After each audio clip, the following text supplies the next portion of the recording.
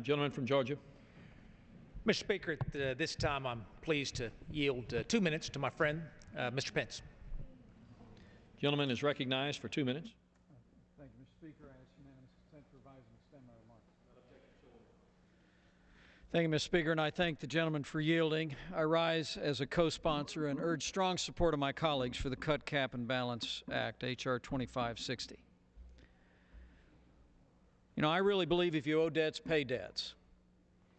We must find a way to honor the full faith and credit of the United States of America, but even more important than that, we must find a way to restore the faith and confidence of the American people and the world community in the fiscal integrity of the United States of America. That is our dual challenge.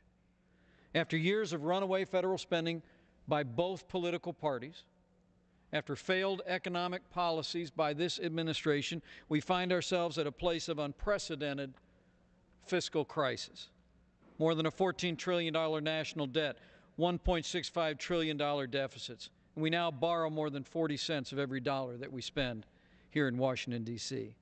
The Cut, Cap, and Balance Act applies common sense principles and fiscal discipline to the challenges of spending restraint today, but it also introduces a new element, and that is a balanced budget amendment to the Constitution.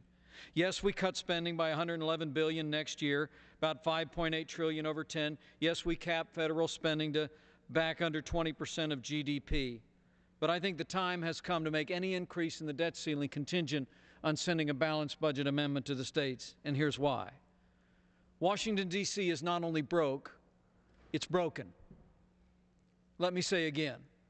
After more than a decade here, seeing my party in power in Congress and in the White House, seeing another party in power in Congress and the White House, I am convinced that Washington, D.C. is not only broke, it's broken. And the American people know in their heart of hearts there's something missing in the equation. And it's the guardrails in the Constitution of the United States of America.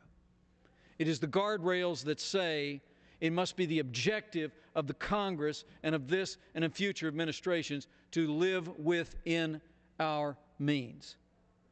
31 states have a balanced budget requirement in their Constitution. Indiana has a prohibition on incurring debt. 49 states require a balanced budget. The time has come to cut.